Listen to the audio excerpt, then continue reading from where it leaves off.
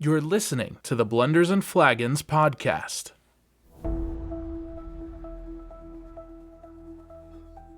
Welcome to Undercover Boss, Shire Edition.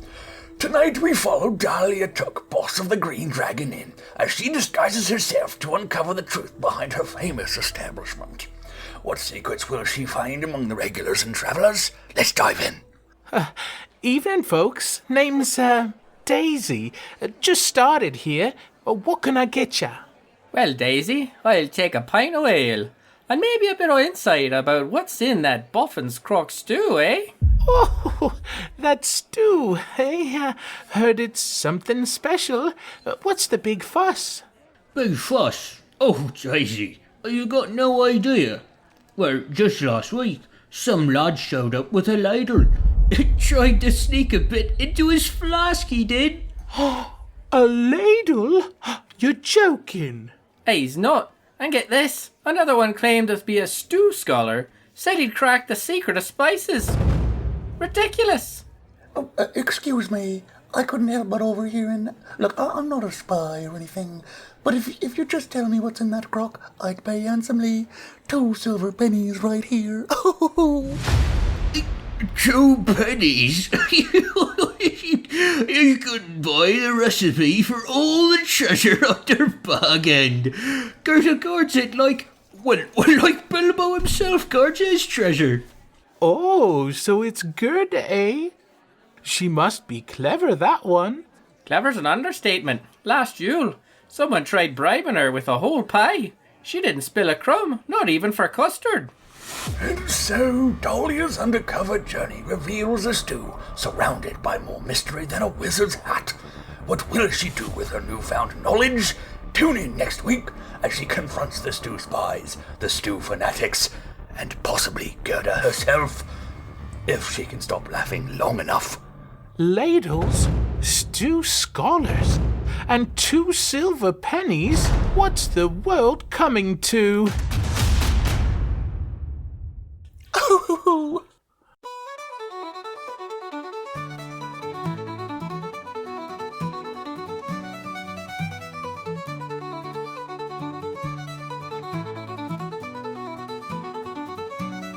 Alright.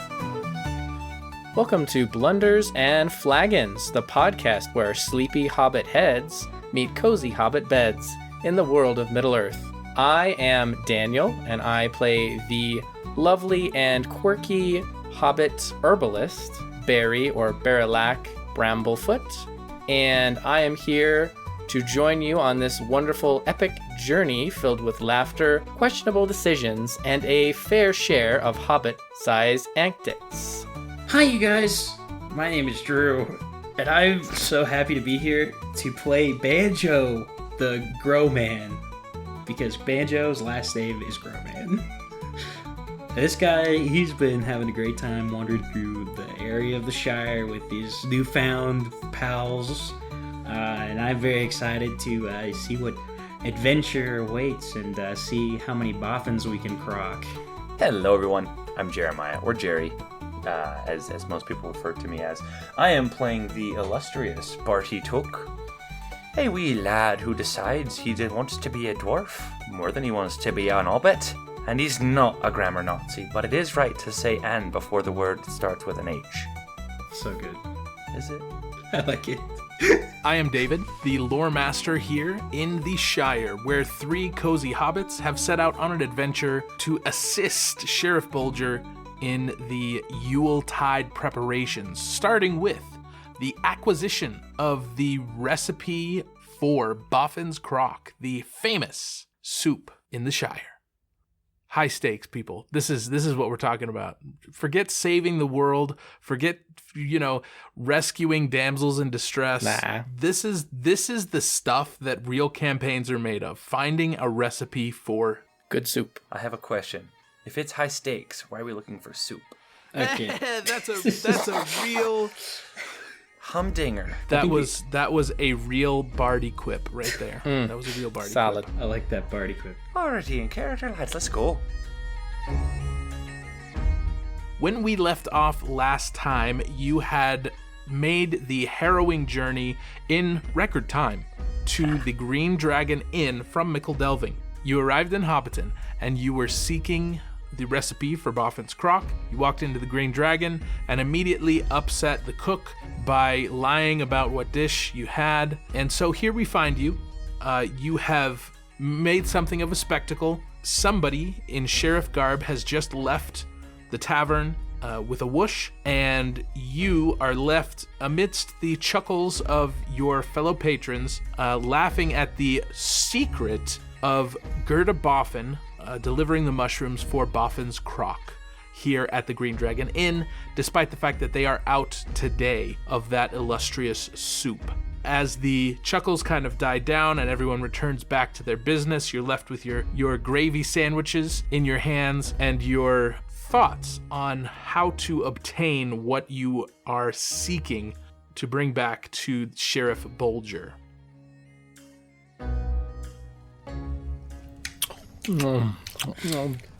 Boy, this sandwich is right delicious there. I quite like this food. Not quite the same as the bird and babe mine, but it ain't bad at all.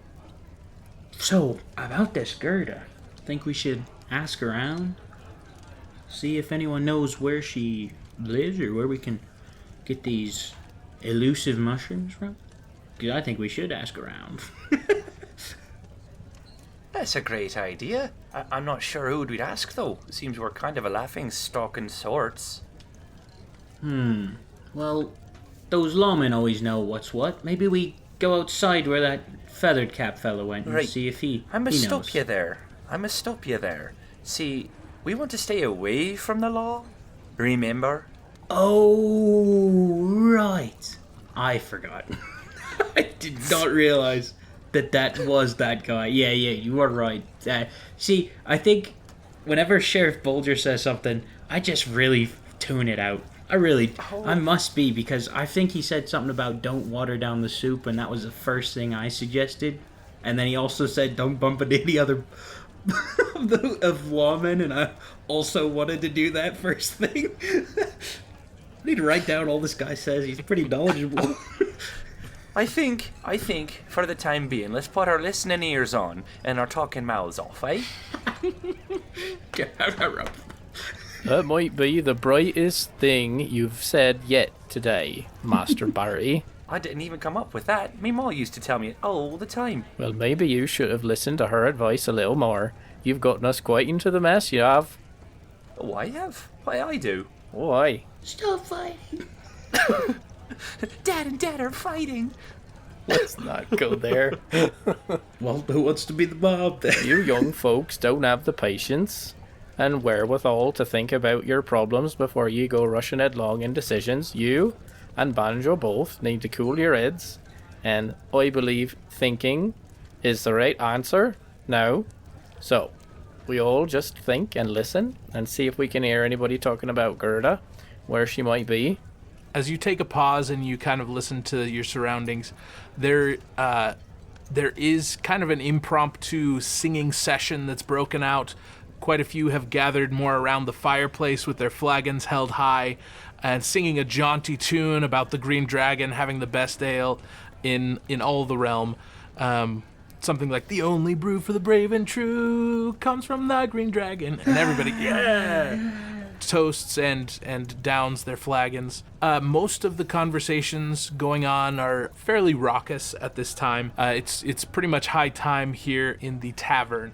And so as you listen, not much of anybody is talking about Gerda Boffin necessarily.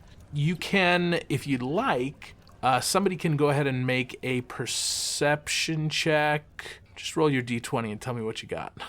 That's a 16. So, it seems that one of the tables has latched on to this topic of Boffin's Crock. Not the table directly next to you, but a couple tables over. You hear the word crock kind of resound. So they're a little far away for you to hear, but you could probably surreptitiously kind of get up and walk in that direction if you'd like. But you would have to leave your table to hear what they're saying, if indeed they're even talking about this.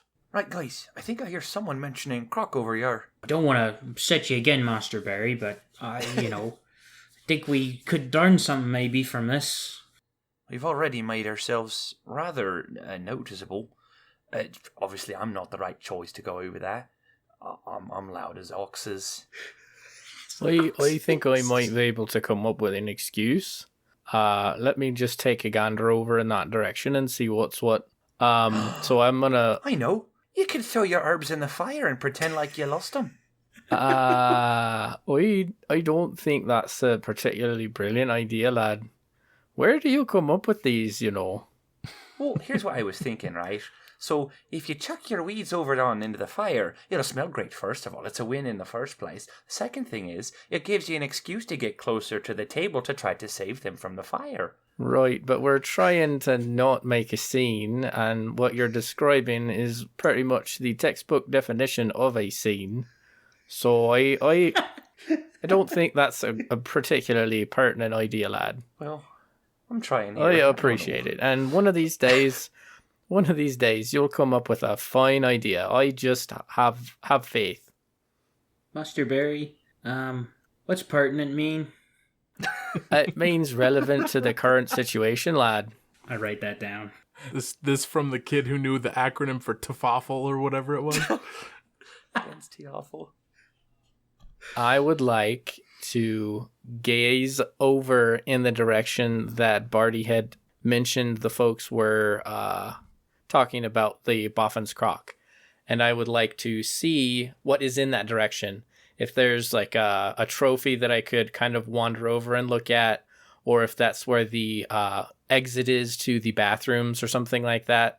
Is there something that could give me a halfway decent excuse to go out that direction? Looking in the direction where Banjo indicated, you see Barty indicated. So close. Dude, it's so confusing. Well, it was Banjo who heard, right? No, Barty heard, and then Banjo said something, and Barry said, "Shut up." Looking in the direction that Barty indicated, you do see that there is a bit of a window, and there's actually a painting as well on that wall on the side beyond the table, which he pointed towards. There's a couple things there. There's also they're kind of right on the edge of a wall that opens up to more space where other tables are. So you could slip past on either side. So on the side of the wall that doesn't continue, window, painting, and then on the other side around the corner is more sitting space and the fire. I'm kind of formulating a plan in my mind. I'm going to reach into my satchel of herbs, and I would like to pull out some peppermint. And I'm going to get out my pipe with some tobacco, and I'm going to start loading my pipe up and make my way over towards the window area, just kind of packing my pipe very, very meticulously, very slowly in an unhurried fashion as I head over to the window. And of course, I've got a flint and steel that I use to light my pipe. And I'm going to stand over by the window with kind of my head tipped to the side a little bit, trying to listen, but also knowing that the smoke from my pipe will be very aromatic and it might attract some attention and maybe even some interest, allowing me to have a pretty easy segue into their conversation in case they seem interested in whatever it is I might be having in my pipe as an additive. Okay. I'll say... My boy is gaslighting hobbits with sense. I mean, hobbits do use their nose a lot, so... They do. Sticking it in places it don't belong. It's the second most used sense, aftertaste. Mm-hmm. Obviously.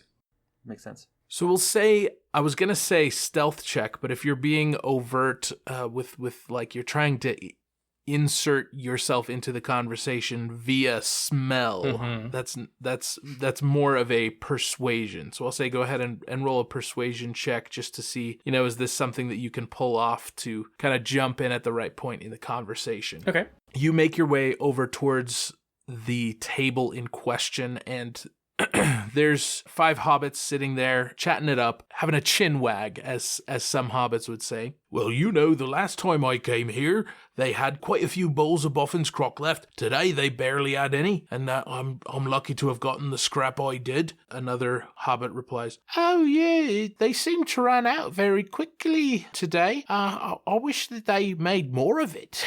And then the third hobbit, Well, that'd be preposterous. They already make so much, it's the largest crock they have. And so they're having this kind of back and forth, just discussing Boffin's crock as you walk up with your peppermint in hand. How would you insert yourself into this conversation? I'm not so sure I would as much insert myself. I'm listening. I'm also making sure to deliberately, blow a couple smoke rings in their general direction. But as they mention a shortage of the Boffin's crock, I'll kind of make a sort of sympathetic, oh, that's terrible news, that. I've been coming all the way down from Mickledelving just to get myself some of that delicious soup. Sounds like I might be out of luck today. Oh yeah, they've done and run out today. I'm not sure why exactly. Usually there's plenty to last, but today it's just gone. Don't worry. Gerda usually brings more mushrooms in the morning, so they'll have more tomorrow for sure. Well, I happen to be a bit of a mushroom hound myself. I know me way around a plant or two, as you might tell, with the lovely peppermint I've got going in my pipe here. But oh yes, I do detect. That seems to be it's. Wheatgrass. Oh yes, I love wheatgrass. It's really, really good. I love the smell of it. So nice and fresh. It smells so earthy. I love it. Right. Well, not exactly that, but do you care to try some? I've got extra. Well, actually, I don't smoke, but good for you for doing it. One of the other people at the table just kind of rolls their eyes like, he never smokes. I don't know what that was about. I like the wheatgrass. Oh, it's wheatgrass. I love wheatgrass. Just like, some people are like that, man. Some people are just like, oh, you think you know? Well, I know it actually. Yeah. No, but I don't smoke, but thank you very much. No, thank you. Wheatgrass is too strong for me. All right, well, I suppose I'll have to wait till tomorrow then, and hope Miss Gerda there has a good luck in her hunt for mushrooms. Oh yes, for some reason she always knows where to find them. They've scoured over these hills up there in Overhill, and she goes and she comes back like as a clockwork. She always comes back with a bushel full of mushrooms. Well, not a bushel, it's a basket she carries over her arm. It's funny you say you're walking down the hill and back down to Green Dragon. She's got this whole basket full of mushrooms. Does she bring wheatgrass too? I can stop and think about Monty Python and them two arguing about who's the king of England. That's exactly the voice, dude. It's so good. Now it's a democracy. Oh dear. By the people, for the people. I feel like I'm so off my game tonight. Dude, it's You're such doing an great. off day, but I'm having a great time. You're doing fantastic. So yeah, she comes like clockwork just a few hours after dawn. She always comes back and she brings those mushrooms like as not. Right. Well, I might have offered my help to her, but I don't know where to find her. I guess I'll. Oh, she's very secretive about where those mushrooms are. She's dodged more than a few of the young'uns who tried to follow her to get into her stash. And let me tell you, you'll not find a mushroom farm round her house. She knows how to forage 'em or has a secret stash hidden somewhere. All we know is she goes up towards that Binbowl Wood and she comes back with a full basket. Well, I suppose so. And where was her house again? Was it up Crook Leg Lane or something? I don't remember. It's in Overhill. Overhill, that's right. Oh, that's right. Well, gentlemen, you've been mighty kind. I appreciate it. You all have a pleasant evening, each one of you, and I bid you good evening. And to you, oh yeah, I grow wheatgrass in my house. I have it for breakfast in me buckwheat pancakes every day. I love wheatgrass. You've never eaten wheatgrass in your life. You couldn't tell the difference between wheatgrass and grass. So they continue their conversation as you stroll back nonchalantly puffing on your peppermint pipe. Yes, indeed. As Barry approaches the table, I'd like to point out your idea was very similar to mine. Very smell-oriented. I happen to have done it without making everyone cause for alarm. I reach over the table and just instantly spill a drink. Oh, gosh. I just start wiping it up. Sorry, guys. I'm sorry, guys. It's all right, lad. It's all right. One of these days. Young Fred was walking by. He grabs his apron and he just reaches over and wipes up the spill. Oh, I've got that. Don't worry, master. So, is there anything else I can get for you? Do you need a new drink? You've got your new fresh ale coming up. Thanks, Fred. One of these days I'm about to have a conversation with you. I like that guy. Anyways, what'd you find out from those folks over there, Barry? Well, I found out some very useful information. It seems that Gerda Buffin lives in Overhill, which is very useful news in case we're interested in finding out where she comes from to find these mushrooms, if we wanted to potentially try to follow her. They did indicate that it might be a bit of a chore, but I think we might be more capable than some Hobbit young'uns, I feel like. What was the... I feel like it's my privilege to point out that we do have a young hobbit here with us. Well, you know, Which relatively. Who that be? It be. What are you talking about? What was the name of the... Clothes are soaked in ale. You didn't drink any. I know, I spilled it all over myself. I was reaching for, like, pepper or something, I don't know. Didn't get a drop. What was the name of the hill that they had mentioned? It kind of went in one. Overhill. No. I wrote them down. They had mentioned like a location, I thought. No, Bimbo Wood. It's something woods. Bind Bowl. Not Bimbo. I only know Bimbo.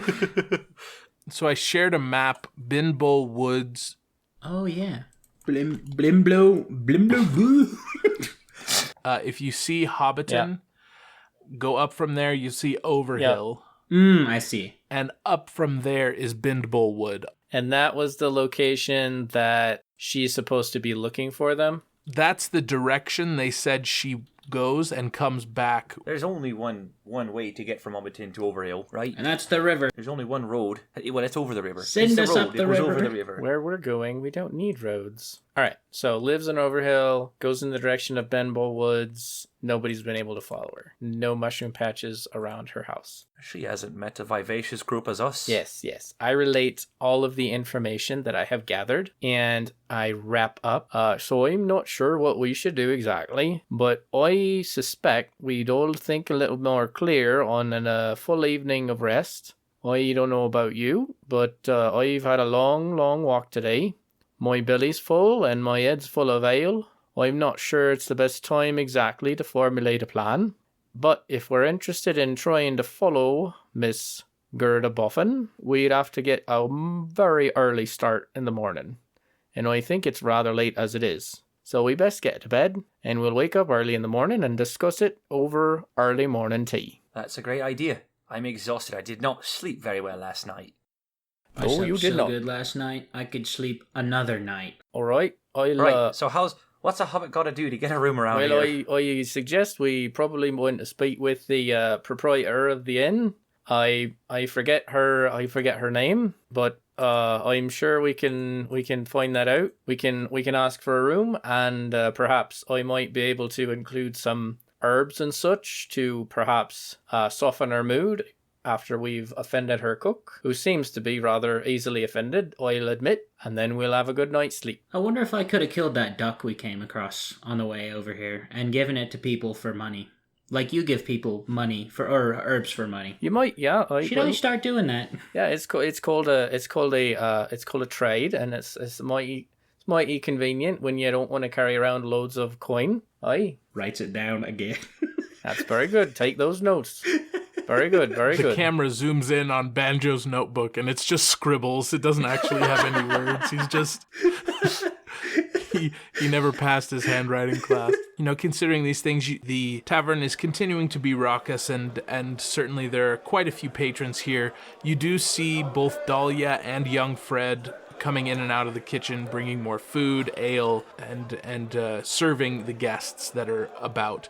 Most of them have now kind of left the more dining area and are towards what looks like a common area. There's some more comfortable chairs parked around the fireplace, and there's many who are sipping on their ale and smoking their pipe and talking about their days and the goings-on in the Shire. Dahlia is going around along with young Fred, picking up dishes and clearing off tables largely, as well as serving those guests that are there in the common area.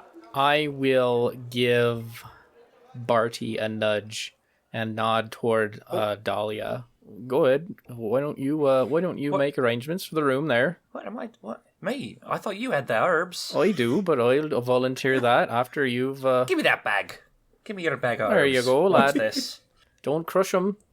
Some of them are mighty fragile. Oh, what? Is this peppermint? Aye, that's peppermint. There's lemongrass in there as well. There's chamomile. Is there grass? I didn't hear the wheatgrass thing, so I'm not going to say that. I but it would don't been have fun. any wheatgrass. It's quite a common thing. It's practically a weed as far as I'm concerned.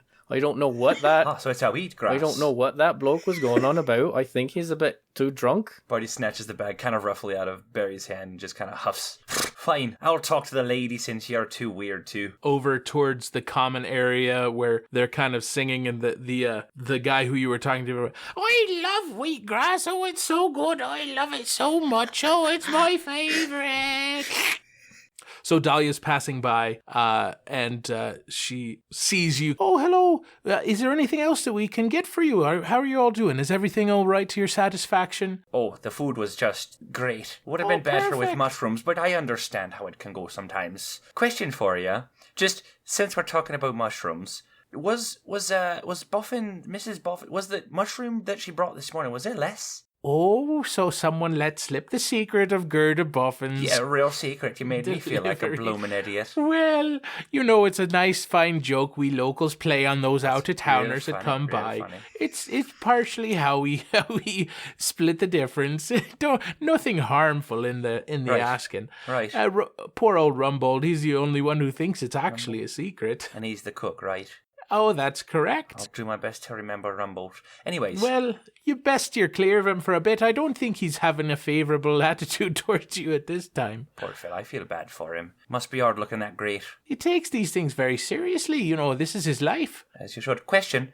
Yes. Can you answer my previous question? What was your question? Mushrooms? Right.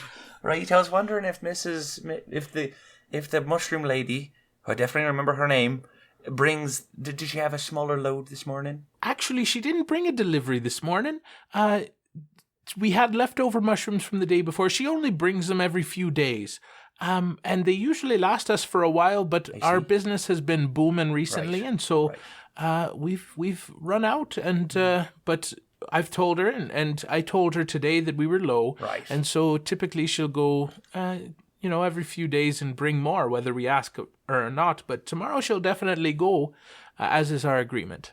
And that's why we'll be back tomorrow morning for some soup. Speaking of being back tomorrow morning... Well, it won't be ready in the morning. These things take time, my dear. Thank you, Miss Dahlia. Question, do you have rooms that we can stay Rooms? overnight and be back in the morning with? Oh, Or well, the afternoon, of whatever course. works. I've become Mrs. Doubtfire. Come in, dear. Oh, dearie. Just Okay, Less Robin trying Williams. to steer clear of that. Less Robin Williams. Okay. So, absolutely. I've got a number of cozy Hobbit-sized rooms available. Right, that's wonderful. I've got a number of cozy-sized herbs to trade for a room or two. Oh, well, that's very, very generous of you, my dear, but as I've told your friend Barry earlier, we've no need of herbs. My daughter is an herbalist, and she brings us everything that we need. Your daughter's an herbalist. That's correct. Is there a cure Remember, for it? you mentioned killing her. I didn't. I did. Is there a cure for being an herbalist? I'm It's afraid not a disease, my dear. The long and the short of it is, if you'd like a room, it's 5 silver. 5 which silver? is a very easy rate. and you won't find a better deal in all the Shire. Do you price match? What's that?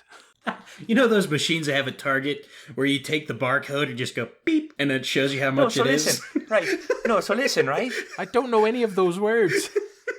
So we slept at another inn recently, and they traded some nice, delicious herbs from this here satchel. I guarantee there's a few you're missing. She looks at the dishes that are in her hand, and she looks at the other dishes around her. If you're here to haggle, I encourage you to go and talk to perhaps the stable keeper down the way. He will often provide amenable hospitality to those who cannot afford a real inn. I can afford a real inn, firstly. I'm just trying to help you out as you help me out. Well, I don't need your help, but thank you. I think I'm going to go with these dishes. If you'd like a room, come and find me. I'll be cleaning the dishes in the kitchen. I'd like a room. Before you leave, I'd like a room. Two. Wait, hold on. How many beds are in a room? Well, let me go and deposit these dishes. I'll be right back for the payment, and I'll take you down to the room. You do your thing. No, not at all. Not at all, my dear. I'm gonna clops back to the table. She goes, after the most awkward conversation she's had tonight, she's dealing with drunk people. Yeah. So it shows they may be drunk, but they're not neurotic. No, I'm just kidding. That was a completely normal conversation. So she takes the dishes back and she dries her hands on her apron, comes back out with a ledger, and she comes to her table. Before she comes back out. Oh, she leaves again. She remembers she left the stove on. I clunk back to the table and I chuck the bag of herbs back at Barry. These are bloody useless. I don't know how you did it. Your bloomin' herbs are stinking. Well, some of them do smell quite bad. You have to be careful on how you pluck them. You've got to be very careful about the root of some of these. If you squash the root, they start stinking quite bad. But I did forget, and I apologize. Young Master Barty, she did mention that her daughter was an herbalist, and it completely slipped my mind for a moment. So I apologize. I put you in a bit of a pickle there. Right, and you were the one talking about thinking, weren't you? I did indeed, but you see, sometimes an old mind does slip a bit. Just as the young mind doesn't have experience. Sometimes it seems like it's been a whole week when it's only been 5 minutes. It does feel quite like that. It does. Right. So she's coming back she'll be back in a few minutes. Back again. To bring us the rooms and the board and all that. All right. I think we can afford it between us. Stars. I'm so full from that gravy sandwich. It was quite delicious, indeed. Oh, look at Fred over there cleaning those dishes. He's a little weird one, eh? Doesn't let anyone say a word in edgewise. I think he's just busy with his work is all. No, he's weird. He's definitely weird. Well, I'm just like squint. I'm just eyeballing this guy. I'm like, man, what is wrong? This guy sucks. I found my mortal enemy here. Why do you hate Fred? He's just a little kid. He didn't want to talk with His name's not even Fred. His name is Young Fred. Like, everybody calls him Young Fred. That's how young he is. This guy's got an attitude problem. Does this guy have an attitude? It's just like the youngest, like, child labor you've ever seen. He's just like, I'm so sorry, you guys. Like, yeah. Barry will pull out the required 5 silver pieces if Barty had shared the price of the expected price of the room. Retrospectively, I definitely for sure. Yeah, I'll pitch in with some of my allowance too if I got a silver to spare out of my pouch of marbles. So Dahlia does come back. She wipes her hands on her apron, pulls a ledger out of her pouch at her side, and she writes in it. So you'll be needing three beds? Preferably. We will, Okay. All right. So it looks like we do have one of the freestanding units available. Yes, five silvers, what I said. Perfect. Oh, thank you very much. So here's the key. So just down the lane, it's number 2, Greenbush, and that's the location that you'll be staying for the night. If you'd like, I can walk you down, or I can have young Fred lead you there. Is Let's that have all young right? Fred, young Fred can lead us there.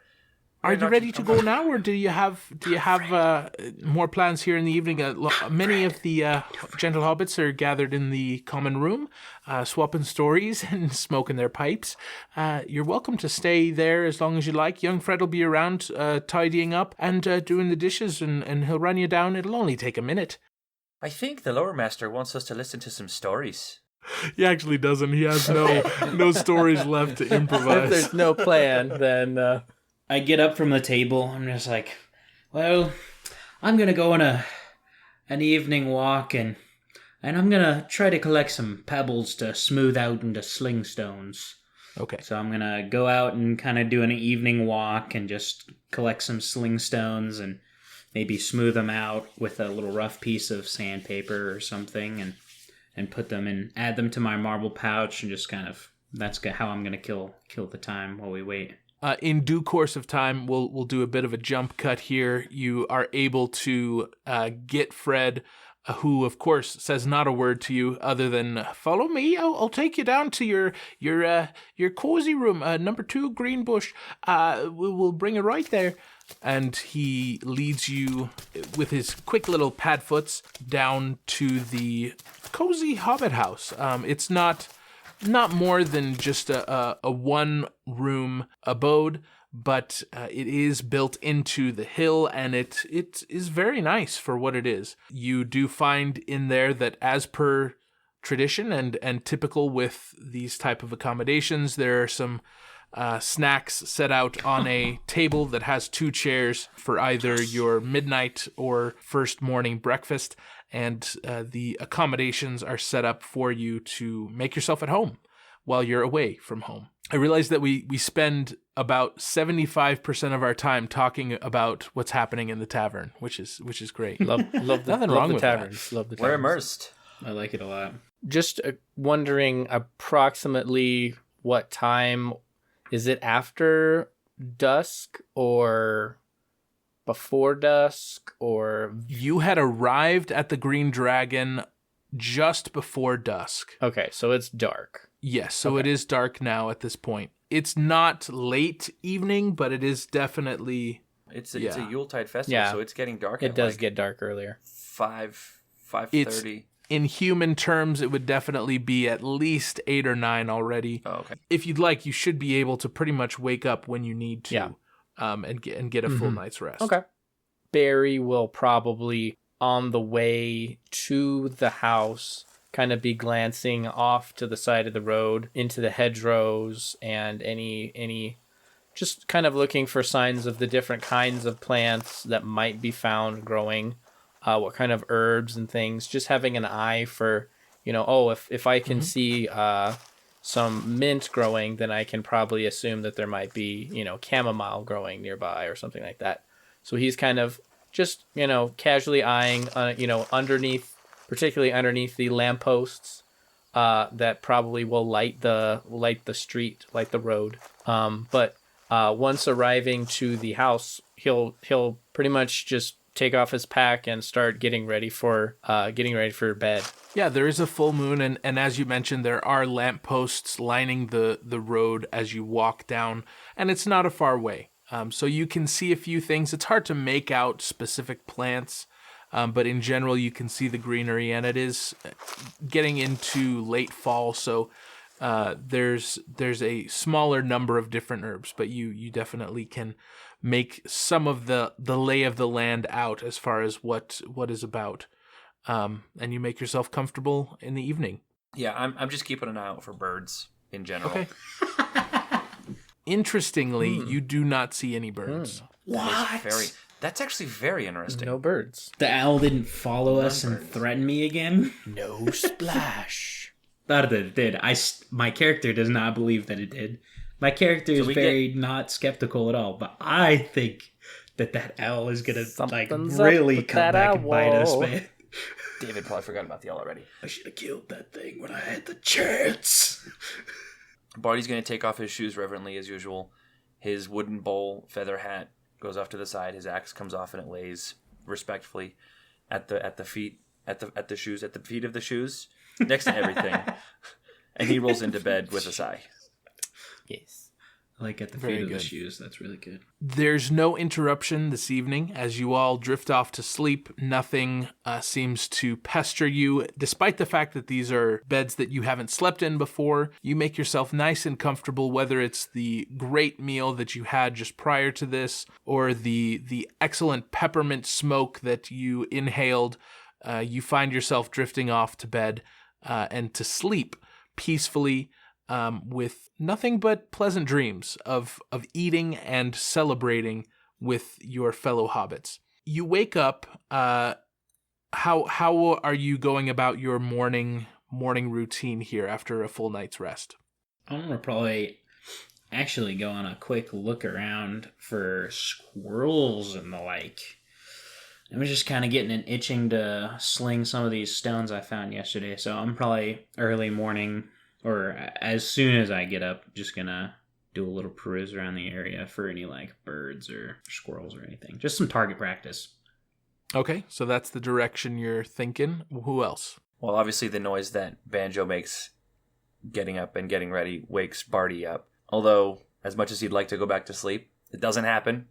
He's a light sleeper and it just doesn't happen. We all know we've been there. So he gets out reluctantly, kind of sits on the edge of his bed, messing with the silver bracelet. And then he just slips on his shoes and kind of sits at the edge of the bed, pondering all of the happenings of the previous day.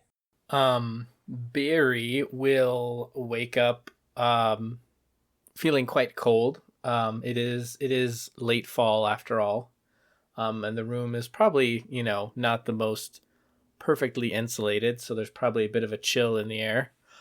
So he will look in and find the small hearth that he presumes to be within the little home here, and he will get a bit of a fire going, find a kettle, fill it with some water, probably going outside to a nearby well, gather some water and put it on the fire and start boiling some water for some tea, perhaps, because he's a tea drinker and he can't really properly start his mornings without a nice cuppa in the early morning. So he'll be setting about. If he he'll glance about and notice a very nicely chopped stack of firewood that's available for the guests of the room, and he'll light a fire and he'll be working on that while Banjo's out sharpshooting, and he'll kind of in passing give Barty a nod as he's going about his work. Barry, you've got these vices around. You gotta have your tea, you gotta have your smoke. One of these days, those things will kill you. They will. Oh, that's right, they very will. But I say if they kill me, life without 'em's not that much fun. I enjoy me tea and I enjoy me smoke. Well, I hope your jaw don't fall off. I hope it don't either. I never known a hobbit to have his jaw fall off from a pipe. That'd be odd stuff, odd stuff. Banjo walking about as you look around for something. Go ahead and describe what you're looking for and how. As my intentions of going out was at first to find some target practice. So as I enter the street, and I'm kind of just one hand is incessantly searching around in the pouch, kind of without looking, trying to find, and fingers trying to encircle just the right pebble. I'm just kind of fiddling in the marble pouch, trying to find a good pebble to throw as I'm looking around and walking down the path. Hopefully would see maybe something branch out from the well-trodden path that kind of goes more into the the wilds of the area. Maybe find an open space that I can put maybe a little log on top of, or something that I can hit the stones and ricochet off and hear it. So maybe I'll find a nice little rock to set a piece of wood on, and probably about 30 paces out, I would get my sling going and let it rip. And as soon as I get good enough, and probably about every 10 shots, go and recollect the pebbles if they're good enough.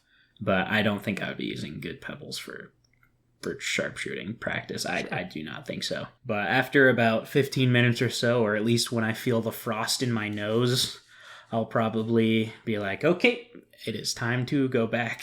So Sounds good. Why don't you make a dexterity check just to see how overall your shots were landing? 13 is my total. Pretty good. So a little better than half of your shots found their marks. And you weren't trying to make it super difficult. So you don't feel like this was an exceptional time, but you definitely worked on your target practice here. Sweet.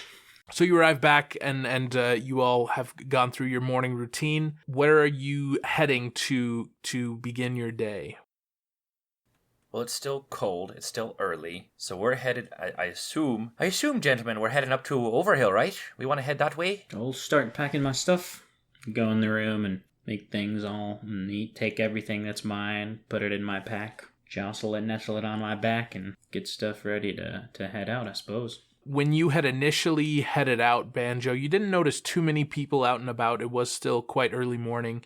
By the time you return and pack up and end up leaving, there's a little more traffic. Folks are headed out to the fields to do some gathering as harvest is kind of wrapping up. It's time to collect almost everything that's possible from the fields. Others are doing more foraging, and some are kind of setting up their little trade spots here along the main road, which are just a branch away from. And so you do start to see a few hobbits milling about. As you walk up towards Overhill, are you trying to be a little more covert about how you're walking, or not really concerned about prying eyes? What's your disposition? So if I may, I feel like Barty, having a very self-awareness, knows that he's not going to be discreet, thunking wooden clogs, an axe strapped to his back, what he believes to be a helmet on his head. So he doesn't care. He's not discreet. He's not making an effort to be like, yo ho, here I go. But he is he's just going about his day like he would if he was at home. Okay. Side-eye to Banjo just sneaking through the forest like barrel rolling in between trees. I can't see them, they can't see me. I just have my eyes just covered. So that being said, it is easy to go up the path since you're not trying to be sneaky. You're just kind of walking and talking as you go, clomping, as some of you are, up the path over the hill. You can see as you look out, as you begin to crest the hill, you see this sweeping valley, and you can see along the contours of the hill that kind of rolls down for quite a ways. You see these burrows built into the hill.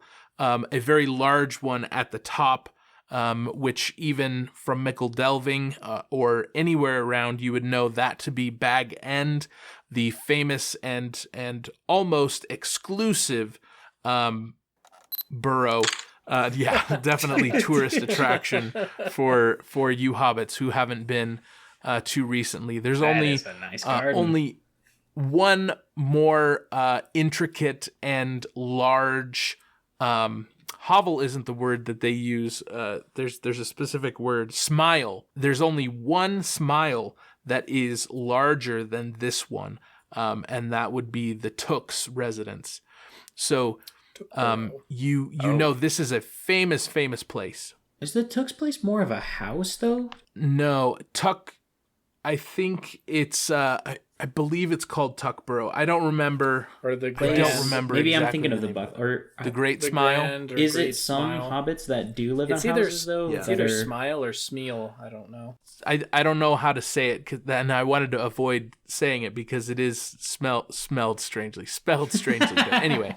It smelled strangely. So yeah, this Hobbit hole is well renowned to be well furnished and beautiful and very large inside. Although in recent times, nobody has been in for quite some time, since the owner of it, Bilbo Baggins, has become a bit more reclusive in recent years after his legendary adventure and escapades, which he returned from just in time to keep his house from being sold out from under him, which of course, a lovely spot like this would be sold very quickly if someone disappeared. So, but he popped up just in time to keep it out of the hands of his close relatives. That was 20 years prior to this? A little less than 20 years ago, yes. Just so I got Dang, the timeline. I've never seen this before. That's Master Baggins' house, isn't it? Such a nice garden. Boy, that's the home of the illustrious and elusive Bilbo Baggins. The stories I could tell. In the legends, say he worked with dwarves, no? Aye, that's the tale that they tell. One night, and I'm not certain about this, I heard it second hand and third hand, but I heard tell that his gardener, he was studying under Sandman, who was the gardener for Bilbo Baggins for many a year. Right. And I heard tell from them that one day he was smoking his pipe in his garden, and along came this old man, a human. Not exactly a human, I suppose, but he definitely weren't no hobbit. He wore a long blue cloak. He had a pointy blue hat. It was blue. Aye, indeed. Change the stories. I'm not sure. They might have been colorblind. I'm not certain, but it was a cloak, and he had a pointy hat. And later that evening, he was seen.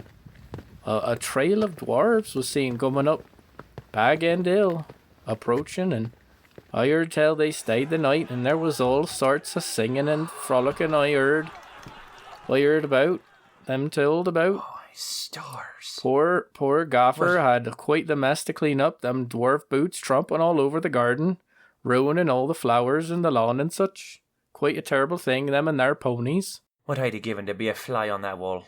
I'm sure. I hadn't seen a dwarf. I'm not even sure I have to believe what I heard. But he came back, and there's all sorts of rumours about what goes on down in them tunnels. You think he's home?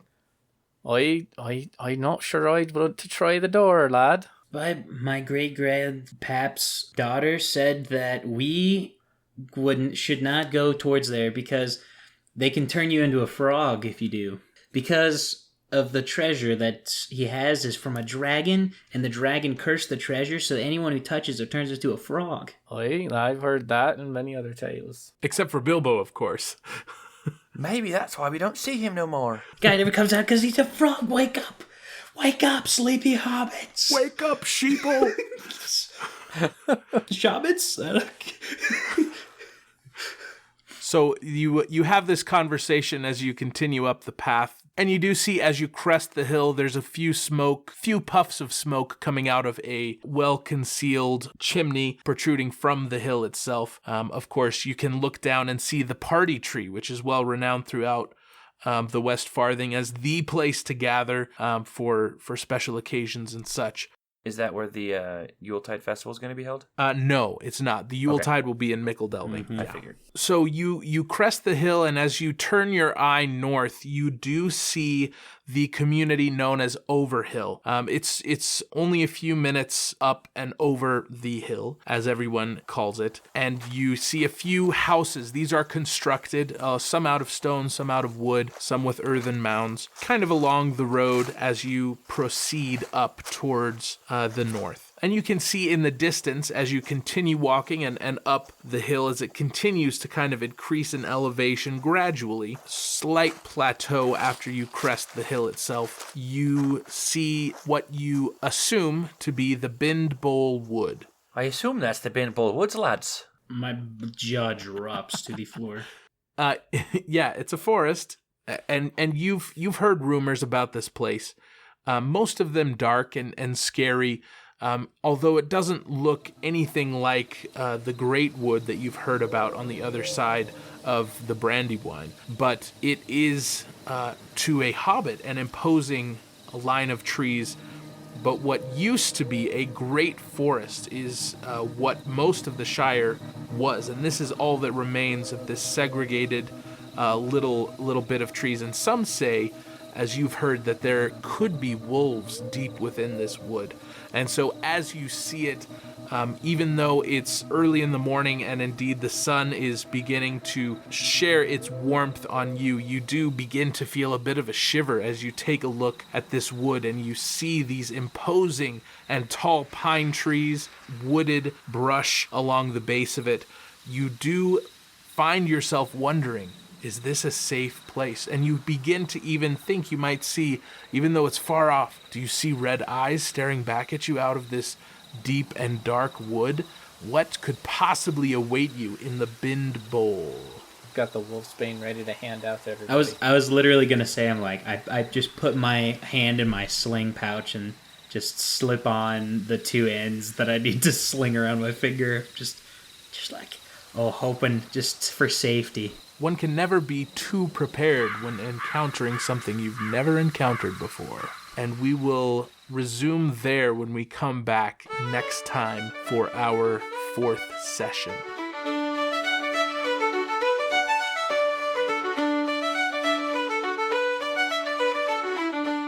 Blunders and Flagons is a creation of David Lennox in partnership with Daniel and Drew Lennox and Jerry Hoppmann. Content for this adventure is compiled from Tolkien's Lord of the Rings universe. The system and certain names and details of this adventure were adapted from the Free League's work, the Lord of the Rings Roleplaying and Shire Adventures starter set for 5e. Sounds in this episode were sourced in part from freesound.org under the Creative Commons and Attribution license. Atmosphere and other sounds were derived from Monument Studios' fantasy music and cinematic atmosphere collections under the Creative Commons license. Other music was created using Suno Premium. Detailed attribution found in the description. Thank you for listening to this episode, and remember, if more of us valued food and cheer and song above hoarded gold, it would be a merrier world.